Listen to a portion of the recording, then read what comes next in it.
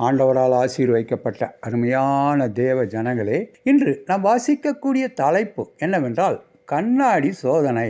சுயாதீன பிரமாணமாகிய பூர்ண பிரமாணத்தை உற்று பார்த்து அதிலே நிலைத்திருக்கிறவனே தன் செய்கையில் பாக்கியவானாயிருப்பான். யாக்கோபு 1:25. கண்ணாடியில் தெரிவது யார் என்னும் கேள்வியை சுய அங்கீகாரத்தை பரிசோதிக்கும் உளவியலாளர்கள் சிறு பிள்ளைகளிடம் கேட்கின்றனர். 18 மாதங்களும் அதற்கு குறைவான வயதுடைய சிறு பிள்ளைகளால் கண்ணாடியில் தெரியும் உருவம் தங்களுடையதுதான் என்பதை அடையாளம் காண முடியவில்லை. ஆனால் பிள்ளைகள் வளரும்போது அது தங்களுடையது உருவதம்தான் என்பதை அறிந்து கொள்கின்றனர். சுய அடையாளம் காண்பது என்பது ஆரோக்கியமான வளர்ச்சிக்கும் முதிர்ச்சிக்குமான முக்கிய அறிகுறியாகும். விசுவாசிகள் இயேசுவில் வளருவதும் முக்கியமானது. கண்ணாடியில் தங்களை அடையாளம் காணும் சோதனையை யாக்கோபும் பயன்படுத்துகிறார். சத்தியவசனமே யாக்கோபின் கண்ணாடி.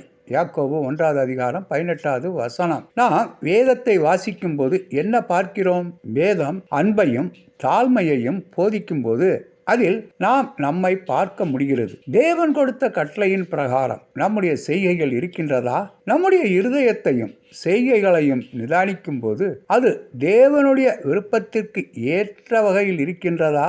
அல்லது நாம் மனம் திரும்பி மாற்றத்துக்கு ஏதுவான வாழ்க்கை வாழ வேண்டுமா என்பதை அடையாளம் காண்பதற்கு வேதம் நமக்கு உதவுகின்றது. வேதத்தை நிர்விசாரமாய் வாசித்து அதன்படி செய்யாமல் இருப்போமாகில் நம்மை நாமே வஞ்சிக்கின்றோம் என்று யாக்கோபு சொல்கிறார். வசனம் 22. வேதாகமம் தேவனுடைய சித்தத்தின்படி ஞானமாய் வாழ்வதற்கான திட்டத்தை நமக்கு கொடுக்கின்றது. அதை நாம் வாசிக்கும் போதும் தியானிக்கும் போதும் அதை உட்கொள்ளும் போதும் நம்முடைய இருதயத்தை பார்க்கும் சிலாக்கியத்தை அருளும்படிக்கு தேவனிடத்தில் விண்ணப்பித்து தேவையான மாற்றங்களை நம்முடைய வாழ்க்கையில் ஏற்படுத்த முடியும். கூறினவர் கடாரா பேட்டான். வேதம் என்ற கண்ணாடியில் பார்க்கும்போது நீங்கள் எதை காண்கின்றீர்கள்? நீங்கள் எதை மாற்றிக்கொள்ள வேண்டியிருக்கின்றது என்று சிந்தித்து பாருங்கள். அன்பான தேவனே, வேதத்தை என் வாழ்க்கையின், என் எண்ணங்களின், என் செய்கைகளின் கண்ணாடியாய் மாற்ற